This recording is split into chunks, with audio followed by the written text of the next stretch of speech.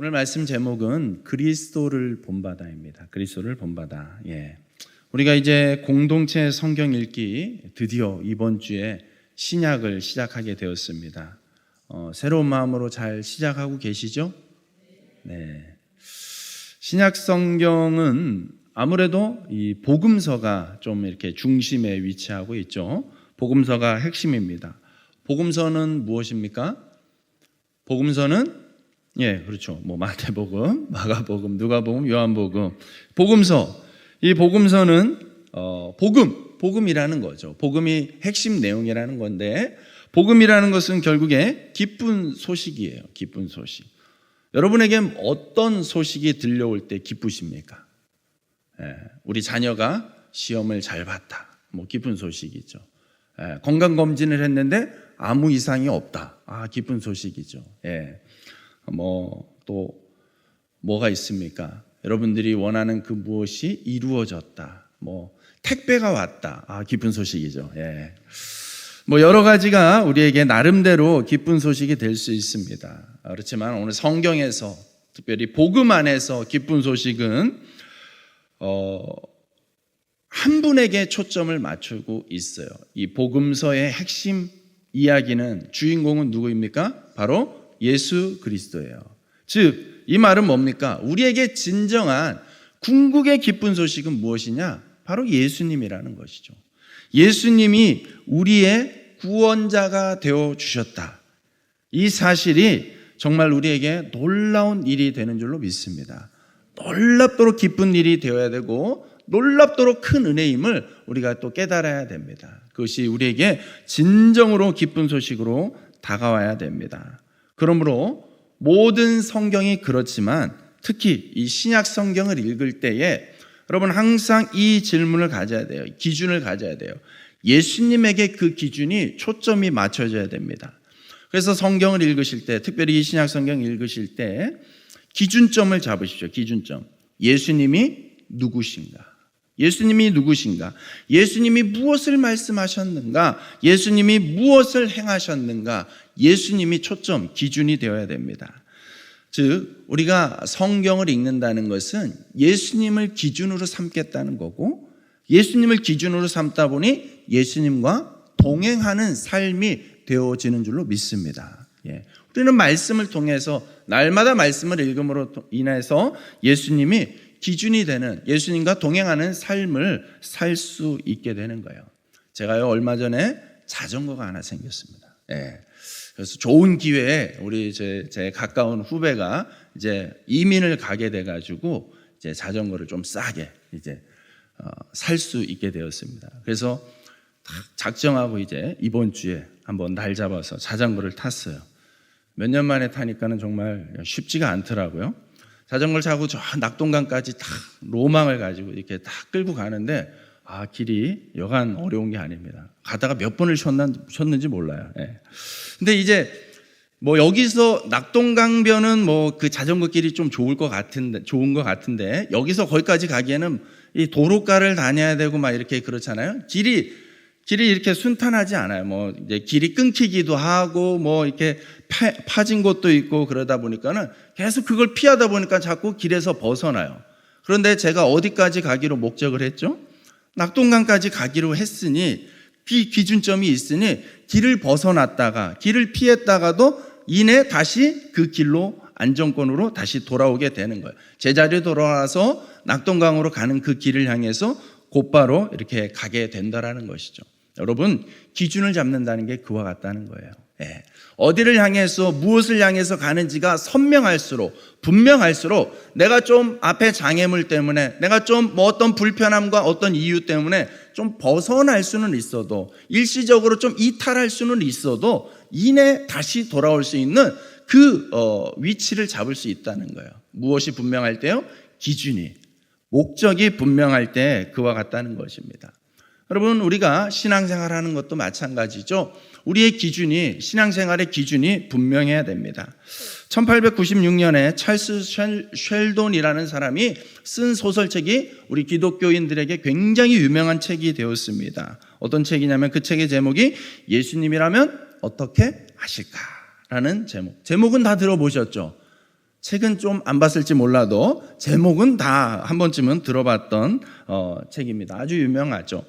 내용인즉슨 대략적으로 이렇습니다. 어느 날 한 교회에 실직한 인쇄공이 찾아오게 됩니다. 그는 이제 자신의 어떤 그 절망스러운 상황에 실직했어요. 그래서 힘든 상황 가운데서도 이제 이야기를 하는 거예요. 그리스도인이라면 이러한 상황 속에서 어떻게 하는 것이 마땅한지, 예수님의 발자취를 따른다는 것이 과연 무엇인지에 대한 아주 신앙의 근본적인 질문을 하게 됩니다. 근데 그런 이야기를 하다가 갑자기 심장마비로 죽게 돼요.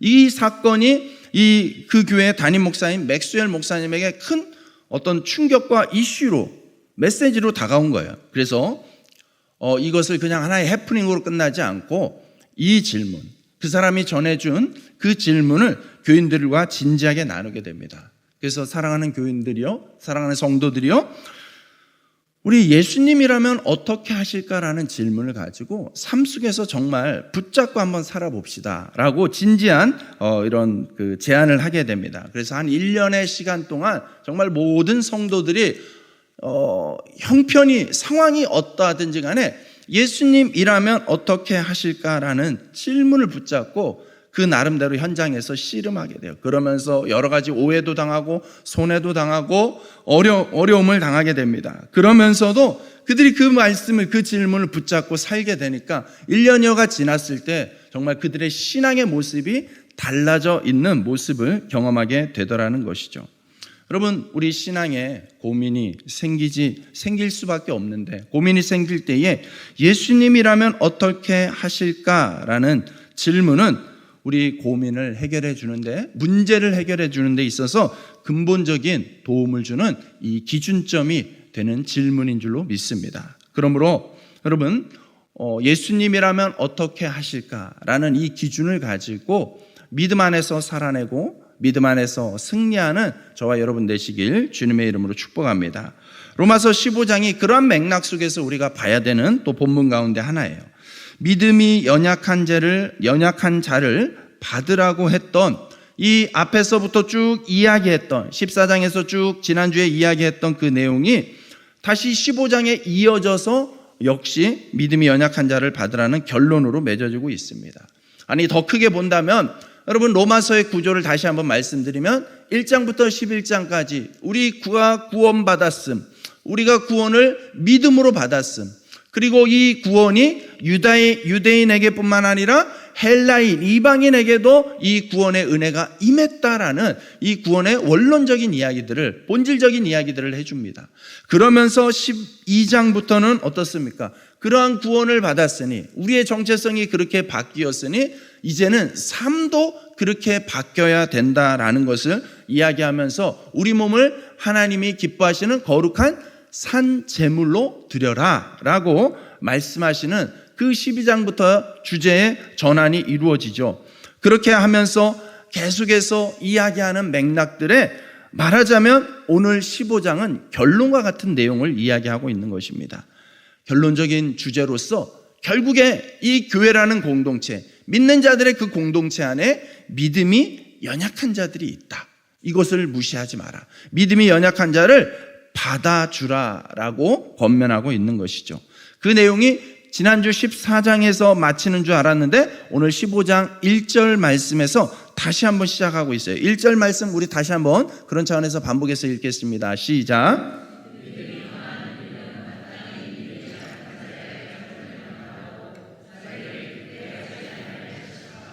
아멘. 믿음이 강한 우리, 그죠? 어떤 이들은 믿음이 강합니다. 반면에 믿음이 강한 자들이 있는 반면에 믿음이 약한 자들도 있다라는 것이에요. 믿음이라는 것이, 믿음의 수준이라는 것이 얼마든지 사람에 따라서 다를 수 있다는 거예요. 이것은요, 교회를 오래 다녔나 오래 다니지 않았냐, 직분이 뭐냐 아니냐, 이게 기준이 아니에요. 그냥 믿음이에요. 믿음이 강한 자, 믿음이 약한 자 얼마든지 다를 수 있어요. 교회 다닌 지 얼마 안 됐어도 믿음이 강한 자가 있을 수 있는 거고, 교회를 오래 다녔어도 믿음이 여전히 어린아이와 같이 연약한 자들이 있을 수 있습니다. 하지만 논점은 무엇입니까? 이 믿음이 강한 자가 믿음이 연약한 자를 받아야 된다라는 거예요. 여러분, 바울은 참 이렇게 선교사로서도 좋은 모델을 보여주고 있지만 또한 목회자로서도 굉장히 좋은 모델을 보여주고 있습니다. 그래서요, 바울은요, 이 신약 성경 대부분이 이제 바울 서신이 많은 분량을 차지하고 있는데 보면은요, 바울이 어떤 부분에 있어서는요, 했던 말을 또 하고 했던 말을 또 하는 것 같아요. 저도 이제 여러분 설교를 꽤 들었죠. 1년 정도 들었으니까 꽤 많이 들었을 거예요. 그죠? 제가 일주일에 보니까 한 6, 7편 하잖아요, 설교를. 그죠? 그러니까는 제가 전하는 그 메시지의 맥락 가운데서도 자꾸 반복되는 부분들이 있죠. 강조되는 부분들이 있죠. 네. 왜 그렇게 할까요? 네. 할 게 떨어져서? 네. 그런 이유일 수도 있겠지만은, 네. 중요하다는 것이죠. 중요하다는 거예요. 여러분, 자꾸 반복한다는 것은 중요한 거예요. 바울도 그와 같은 이야기를 해요. 빌립보서 3장에서 보면 너에게 같은 말을 쓰는 것이 내게는 수고로움이 없고 너에게는 안전하니라 라고 이렇게 고백을 합니다.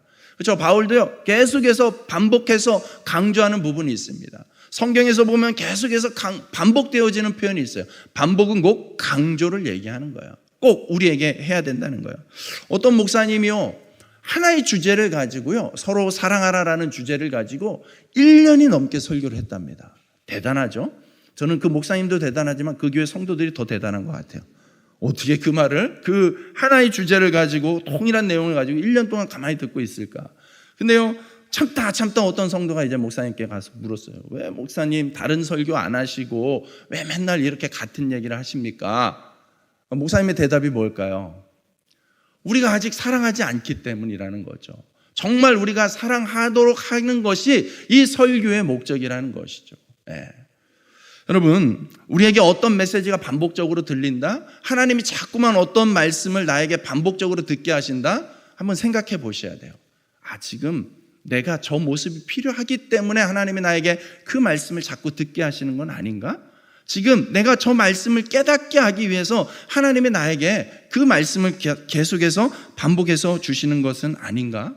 라고 여러분 한번 확인해 볼 수 있기 바랍니다. 여러분, 그런데 이 바울은요, 그냥 반복을 하고 있는 것이 아니라 그리스도께서 우리를 받아 하나님께 영광을 돌리심과 같이 하라고 합니다. 그러면서 예수 그리스도를 본으로 받으라고, 본받으라고, 그래서 너희도 서로 본받으라고 그렇게 점진적으로 요구를 하고 있는 것입니다. 여러분, 그렇죠. 이 로마 교회의 어떤 표면적인 상황이 어디에서부터 출발합니까? 로마라는 지역, 그죠? 로마라는 이 도시는 예루살렘으로부터 멀리 떨어져 있는 곳이에요. 그리고 로마라는 것 자체가 멀리 이 이스라엘로부터 멀리 떨어져 있는 다른 나라, 즉 이방인들이, 유대인이 중심이 아닌 이방인들이 중심이 되는 이 사회에서 세워진 교회예요. 그러다 보니 거기에 유대인들도 있었지만 비유대인들이, 이방인들이 훨씬 많았죠. 근데 이 교회 안에 복음으로서 다 한자리에 모이는 한 공동체를 이루었습니다. 그럼에도 불구하고 그들의 어떤 습관, 문화, 가치관, 표현 이런 것들이 다르다 보니까 그 안에서 원치 않게 갈라져 있는, 나눠져 있는 그 모습을 보게 되는 것이죠. 서로 다름을 보는 것이죠. 서로 신앙의 차이, 입장의 차이를 보는 것이죠. 그런 부분에 있어서 이 로마서의 핵심적인 주제 가운데 하나가 뭡니까? 너희가 하나가 되어야 된다라는 거예요. 하나가 되어야 된다. 그 하나됨의 비결은 무엇입니까? 서로를 받아줄 줄 알아야 되는 거예요. 서로를 인정할 줄 알아야 된다는 거예요. 성령 안에서 의와 평강과 희락을 이루는 것보다 더 중요하고 긴급한 일은 없다라는 것이죠.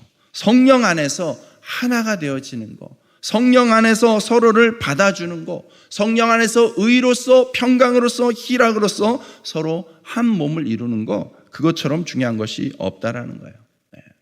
여러분, 세상을 살아가는 방식은 어떻습니까? 우리가 여러 가지 입장이 있을 수 있겠지만 세상은 근본적으로 양육강식의 그런 원리를 가지고 있죠. 힘센 사람이 더 많이 갖게 됩니다. 힘센 사람이 힘 약한 사람을 지배하게 됩니다. 여러분, 교회는 세상과 달라야 되지 않겠습니까? 교회가 세상과 다를 수 있는 부분이 무엇입니까? 교회 공동체에 있어서는요, 강한 자가 연약한 자들을 착취하고 짓누르는 것이 아니라 강한 자가 연약한 자를 사랑으로 돌보는 것. 그것이 바로 이 교회 공동체의 모습, 복음 안에 살아가고 있는 사람들의 모습이 되어야 될 줄로 믿습니다. 오늘 그 주제를 강조하고 있는 거예요. 그래서 1절에 믿음이 강한 우리는 마땅히 믿음이 약한 자의 약점을 담당하고 자기를 기쁘게 하지 아니할 거라고 말씀하고 있는 것이죠. 오늘 바울은요, 믿음이 강한 우리는 하고 자신도 포함을 시키고 있습니다. 그리고 마땅히 연약한 자의 약점을 담당하라고 말씀하고 있습니다. 그러면 연약한 자의 약점을 담당한다는 것은 무슨 뜻입니까? 약한 자들더러 그 앞에 14장에서 뭐에 대한 이슈가 있었죠? 음식에 대한. 이 음식은 무슨 음식이었습니까? 제사 음식이었어요. 제사 음식이기 때문에 어떤 믿음이 연약한 자들은 그것을 참 감당하기 어렵습니다. 안 먹었으면 좋겠던 거예요. 찝찝한 거예요. 그래서 그 부분에 대해서 서로 충돌이 있을 때 결국에 강한 자들이 나 아무렇지 않지만, 나는 괜찮지만 저들을 배려하면서 저들의 입장을 이해하면서 먹지 않아 줄 수 있는 거. 내가 뭐든지 할 수 있는 자유함이 있지만, 그렇지만 연약한 자들, 나의 이 행동으로 인하여, 나의 이 말로 인하여서 누군가가 어려움에, 시험에 빠진다면 그것을 기꺼이 내려놓을 수 있는. 그래서 여러분 1절의 끝부분에 뭐라고 하니까 자기를 기쁘게 하지 아니할 것이라. 여러분 근본적으로 강한 자가 약한 자를 품어줄 때에는 자기 뜻으로 하는 것이 아니에요. 자기 뜻을 내려놓을수록 우리가 어떤 사람을 품는 것이고 섬기는 것이고 이해할 수 있게 되는 것입니다. 여러분 내 만족을 위해서가 아니라 나의 어떤 자아를 내려놓을 때, 내가 원하는 것을 좀 양보하고 내려놓을 때 한 사람을 살릴 수 있다라는 거, 그것을 우리가 오늘 이 밤에 기억하고 깨달을 수 있기를 주님의 이름으로 축복합니다. 여러분 그것이 별거 아닌 듯한 행동인 것 같아도 한 영혼을 살리는 거라면, 어떤 영혼에게 힘이 되고 위로가 될 수 있는 거라면 내가 조금 더 참을 수 있는 어떤 힘이, 동기가 되어지지 않겠습니까? 여러분들이 그렇게 하실 수 있으리라고 믿습니다. 담당하라는 말은요, 갚아야 할 빚이 있다라는 거예요. 갚아야 될 빚이 있다라는 어떤 강한 책임을 나타내는 표현입니다. 약한 자가 연약하여서 감당하지 못하는 짐을 마땅히 강한 자가 담당해 줘야 되는, 대신해 줘야 되는 몫이라는 것이죠. 갈라디아서 6장 2절에 보면 너희 짐을 서로 지라 그리하여 그리스도의 법을 성취하라고 말씀하고 있습니다. 너희 짐을 뭐 하라고요? 서로 나누어 지라는 거예요. 서로 짐을 나누어 지는 것이 곧 그리스도의 법을 성취하는 것, 말씀을 온전히 순종하고 이루는 것이 되어지는 줄로 믿습니다. 담당하라는 이 말씀 가운데는 여러분 바울이 연상했던 말씀이 있어요.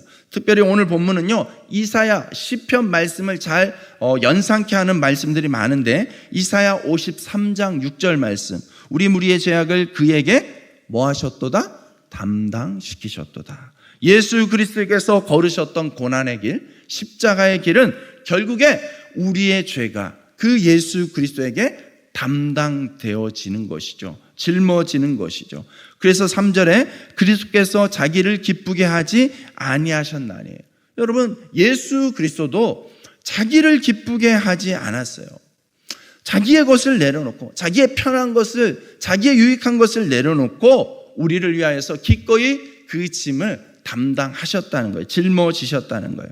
그렇기 때문에 주님을 본으로 제시하는 이 말씀이 뒤따라 나오고 있는 것입니다. 자기를 기쁘게 하지 아니하신 것만이 아니라 적극적으로 그는 실로 우리의 질고를 지고 우리의 슬픔을 담당하신 줄로 믿습니다. 우리는 다 양 같아서 그릇 행하여 각기 제 길로 갔지만 여호와께서는 우리 무리의 죄악을 그에게 담당시키신 줄로 믿습니다. 여기서 극명한 차이가 있지 않습니까? 양들은요 각기 제 길로 갑니다. 내가 원하는 대로 내가 여전히 중심이 돼서 살고자 하는 그런 습성들이 있는 것이죠. 내 만족을 위해서, 내 기쁨을 위해서 살려고 하는 거예요. 그게 중심이 되다 보니까 뭔가 신앙생활을 열심히 하는 것 같아도 여전히 내 만족 속에 있다면요, 이 안에서 나의 그 어떤 열심이 누군가에게 어떤 보이지 않는 폭력과 상처로 잘못 전해질 수도 있다라는 거, 우리가 좀 더 주의하면서 자신을 살펴봐야 될 거예요. 여러분, 예수 그리스도와의 모습과의 비교가 무엇입니까? 예수님은 그것을 자기 기쁨, 자기 만족을 위해서가 아니라 우리의 유익을 위하여서 그것을 다 짊어지셨다는 사실, 그것이 바로 양과 목자 되시는 예수님과의 결정적인 차이라는 것이죠. 여러분, 로마서 3장 26절에서 하나님은 우리들의 무거운 죄의 짐을 들고 오래 참고 계셨다라는 그런 내용을 담고 이야기하고 있습니다. 자기 아들에게 담당시키시는 것을 위하여서 오래 참고 기다리셨다는 거예요. 하나님이요. 하나님의 아들 그리스도께서 우리의 죄악을 이렇게 담당해 주셨다면 믿음이 강한 우리는 마땅히 믿음이 약한 자의 약점을 담당하고 자기를 기쁘게 하지 아니하는 것은 이 예수 그리스도를 닮아가는 마땅한 우리의 모습이 되어야 될 줄로 믿습니다. 이 점이 3절에 기록된 바 주를 비방하는 자들의 비방이 내게 미쳤나이다 함과 같으니라 라는 표현으로 또 이어지고 있습니다. 여러분, 이 모습이요, 어떤 이들에게는 이 정말 유익한 이 말씀이 어떤 이들에게는 그 비방과 조롱의 거리가 된다라는 것이에요. 그러므로 우리 각 사람이 이웃을 기쁘게 하되 선을 이루고 덕을 세우도록 할지니라. 2절 말씀이에요. 우리 각 사람이 이웃을 기쁘게 하되 선을 이루고 덕을 세우도록 할지니라. 어떤 이들에게는 여전히 비방과 조롱의 공격의 대상이 되지만 하나님은 우리에게 이렇게 말씀하시는 거예요. 우리 각 사람이 이웃을 향하라는 거예요. 이웃을 향하여서 기쁘게 하고 선을 이루고 덕을 세우는데 우리의 초점을 맞추라는 거예요. 자, 세 마디로 되어 있는데 여기에 약한 자를 받아주어야만 하는 중요한 당위성이 있습니다. 첫째로 이웃을 기쁘게 하라는 거예요. 이웃을 기쁘게 하라. 여러분, 사람의 기분이나 맞추어주는 그런 뜻으로 그냥 감정적인 기쁨을 이야기하는 차원이 아닙니다. 여러분, 분명히 이웃이 잘못된 길을 갈 때에, 잘못된 어떤 유익을 구할 때 그것을 멈추게 하지 않으면 오히려 죽이는 결과가 되지 않겠습니까? 여러분, 바울이 갈라디아서에서 이렇게 표현합니다. 이제 내가 사람들에게 좋게 하랴 하나님께 좋게 하랴.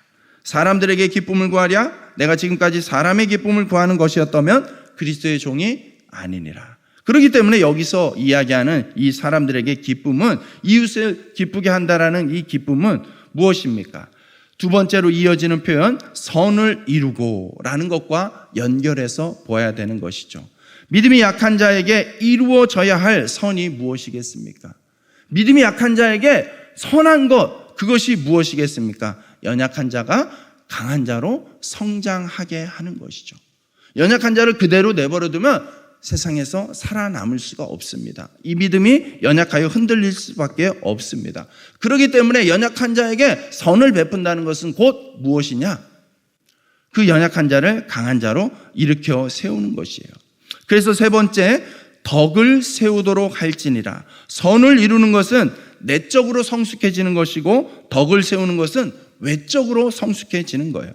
그래서 성도 상호 간의 아름다운 교제, 아름다운 서로 간의 섬김과 나눔을 통하여서 교회에 덕을 세우도록 하라는 것입니다. 이것이 바로 이웃을 기쁘게 하는 일이라는 것이에요. 이웃을 기쁘게 한다는 것은 선을 이루고 덕을 세우는 것이라는 것이죠. 다시 한번 말씀드리면 믿음이 연약한 형제의 약점을 담당하되 언제까지나 그렇게 하고만 있을 수는 없는 것이죠. 그러기 때문에 또 다른 약한 형제의 약점을 담당해 줄 수 있도록 강한 자로 세워주는 일, 선을 이루고 덕을 세우는 일이 필요하다는 것입니다. 14장 19절에서 이런 말씀이 있어요. 이러므로 우리가 화평의 일과 덕을 세우는 일을 힘쓰나니. 우리가 화평의 일과 덕을 세우는 일을 위하여서 힘쓰라는 거예요. 이 맥락에서 바울이 하고자 하는 것은 세우라는 거예요. 세우라는 거. 사람을 일으켜 세우는 거예요. 윤리적인 단순한 말이 아닙니다. 세운다는 것은 14장 20절에 하나님의 사업을 무너지게 말라라는 말씀과 대조되는 표현이에요. 여러분 기억하십시오. 사단이 활동하는 활동의 목적은 사람을 넘어지게 하는 거예요. 넘어지게 하는 거예요. 반면에 하나님이 일하신의 목적은 세우는 것인 줄로 믿습니다.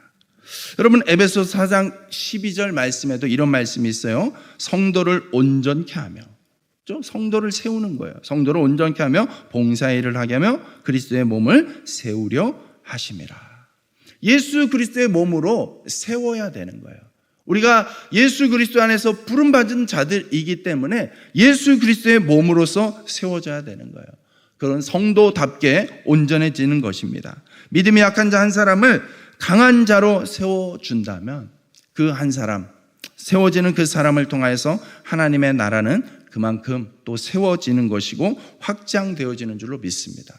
그 말은 반대로 이 약한 자를 넘어뜨리면, 어떤 약한 자가 실족하여 넘어지면 그만큼 하나님의 나라가 또 무너지는 이 안타까운 현상이 되어지는 것이죠. 무엇이든지 4절 말씀입니다. 무엇이든지 전에 기록한 바는 우리의 교훈을 위하여 기록된 것이니 우리로 하여금 인내로 또는 성경의 위로로 소망을 가지게 함이니라. 아멘. 여러분 오늘 이 말씀이 기록되어져 있는 목적을 다시 한번 우리에게 명확히 하고 있습니다. 우리로 하여금 인내로 또는 성경의 위로로 소망을 가지게 하기 위함인 줄로 믿습니다.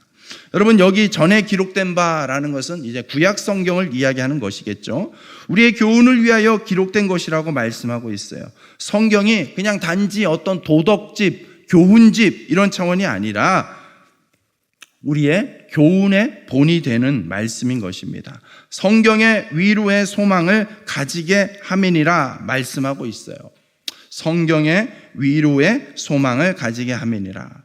무엇이 우리에게 있어서 위로와 소망이 될 수 있겠냐는 것이죠. 여러분은 무엇을 볼 때, 무엇으로 인하여서 위로를 받고 또 소망을 얻게 되냐는 것이죠. 여기 위로라는 단어 앞에는요, 단어 안에는 격려라는 뜻이 담겨져 있습니다. 격려. 여러분 무엇으로 격려를 받습니까? 어떻게 할 때 격려를 받습니까? 무엇으로 소망을 얻습니까? 여러분 우리가 신앙 안에서 붙잡아야 되는 위로와 참된 소망은 바로 8절에 조상들에게 주신 약속들, 어떤 조상들입니까? 믿음의 조상들.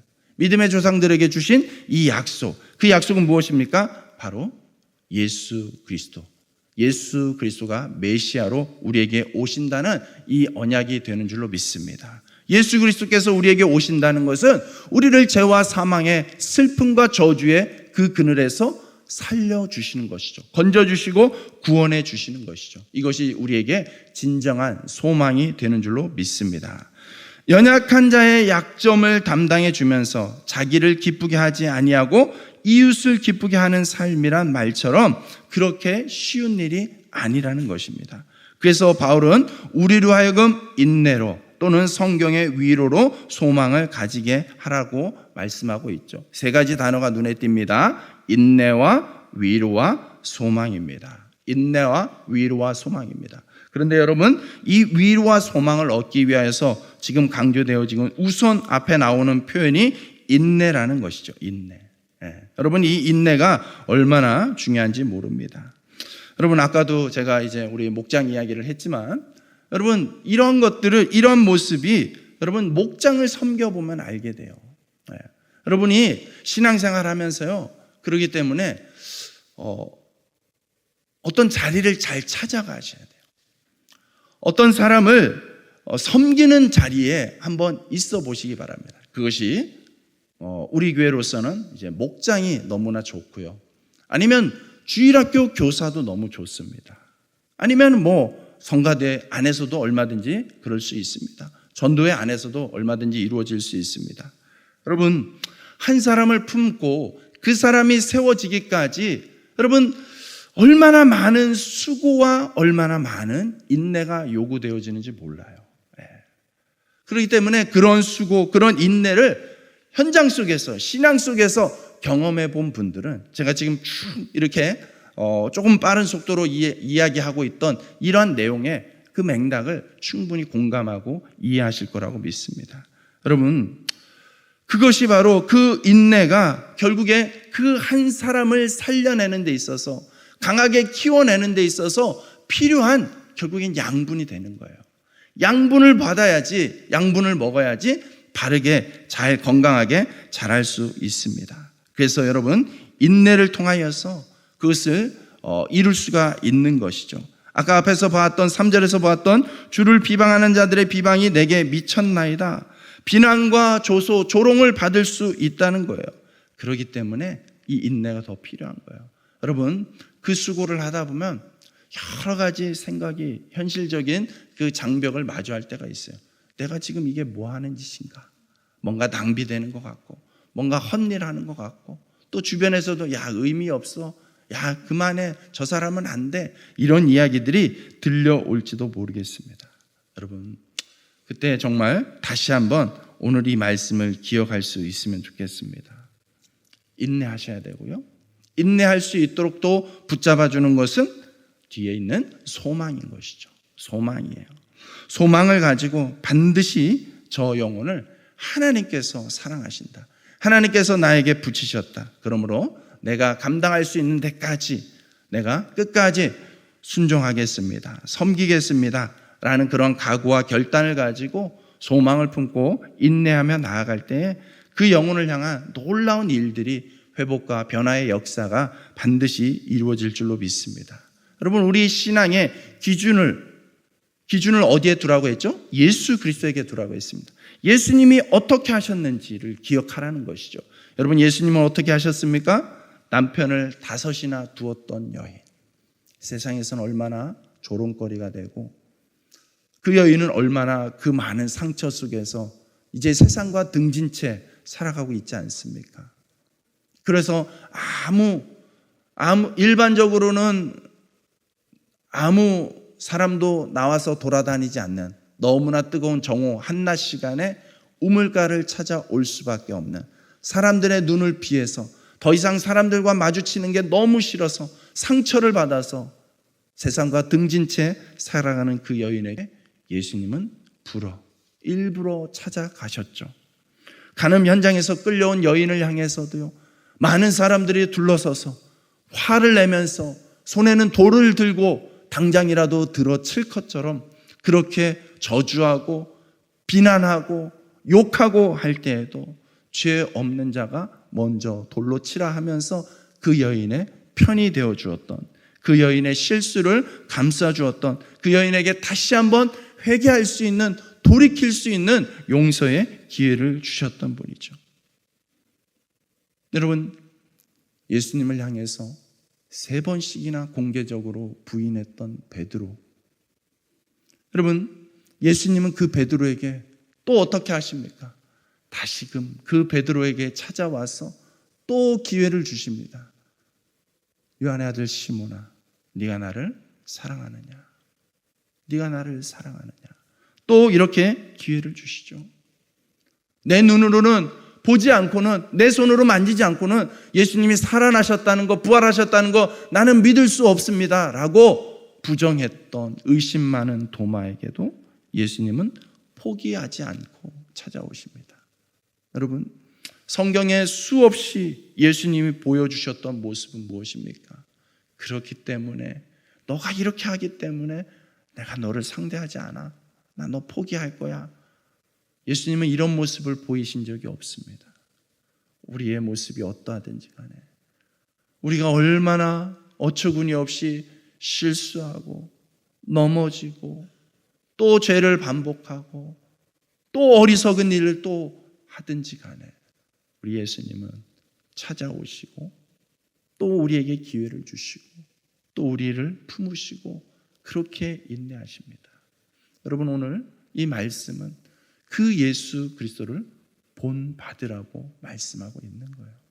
왜요? 우리가 그 사랑을 덧입었지 않습니까? 우리가 그 인내의 은혜를, 사랑을 덧입었지 않습니까? 우리가 어떠한 사랑을 받았는지를 먼저 기억하고 깨닫는 은혜가 있기를 주님의 이름으로 축복합니다. 그것을 기억할 때 우리가 조금 더 힘을 낼 수 있을 것 같아요. 조금 더 힘을 내서 나도 누군가를 향해서 좀 더 인내해 줄 수 있는, 기다려 줄 수 있는, 그리고 그 영혼을 향한 소망을 품게 되는 것이죠. 여러분, 소망이 중요한 것이죠.